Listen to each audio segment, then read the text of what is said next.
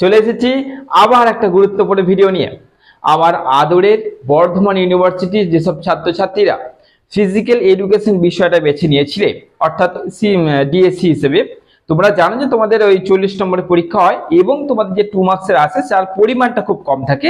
তার জন্য তোমাদের বেশি প্রশ্ন আমি রাখিনি, এই কটা কোশ্চেন তোমরা করে নিতে পারলে তোমাদের কিন্তু 2 মার্কসের যে নাম্বারটা হাতে আসে সেটা তোমাদের চলে আসবে। তো চলো দেখে নি, মাত্র আর মাত্র 11টা প্রশ্ন। এই 11টা প্রশ্ন করলে তোমাদের যে নাম্বারটা থাকে আর কি, 10 নম্বর থাকে, সেটা তোমাদের আরামসে তোমাদের হাতে একদম মুঠে চলে আসবে। চলো দেখে নি।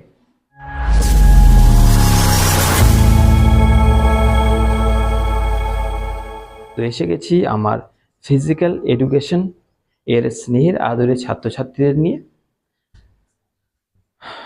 2 নম্বরের 5টা কোশ্চেন্স দেবে, 10 নম্বর থাকবে।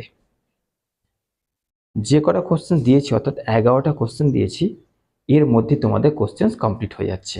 দেখে নাও আমার আদরের ছাত্রছাত্রীদের প্রথম কোশ্চেন্স, মনোবিদ্যা বলতে কি বোঝো। নেক্সট কোশ্চেন্স, ক্রীড়া মনোবিদ্যার সংজ্ঞা লেখো। তারপরে শিখনের রেখাচিত্র কি। নেক্সট, শিখনের অনুশীলনের সূত্র বলতে কি বোঝো। নেক্সট, ক্রীড়া দক্ষতার উপর প্রভাব বিস্তারকারী মানসিক উপাদান। তাহলে মানসিক উপাদান 4টে কি কি থাকবে? মনোযোগ, আত্মবিশ্বাস, প্রেরণা, আবেগ নিয়ন্ত্রণ। কি বললাম? 4টে মানসিক উপাদান: মনোযোগ, আত্মবিশ্বাস, প্রেরণা, আবেগ নিয়ন্ত্রণ। এই 4টে যদি করে নিচ্ছ তাহলে তোমাদের এই কোশ্চেনটা হয়ে গেল। তারপরে দেখো পীড়ন এর সংজ্ঞা। ওকে, নেক্সট, উদ্বেগের সংজ্ঞা লেখো। হয়ে গেল, উদ্বেগের সংজ্ঞা লেখো। এরপরে দেখো তোমাদের নেক্সট কোশ্চেন থাকবে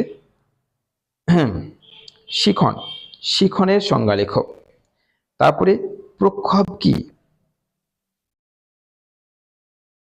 নেক্সট কোশ্চেন, শিখন সঞ্চালনের শ্রেণী বিভাগগুলি লেখো। অর্থাৎ শিখন সঞ্চালনের যে শ্রেণী বিভাগগুলো হয় সেগুলো তোমাদের লিখতে হচ্ছে।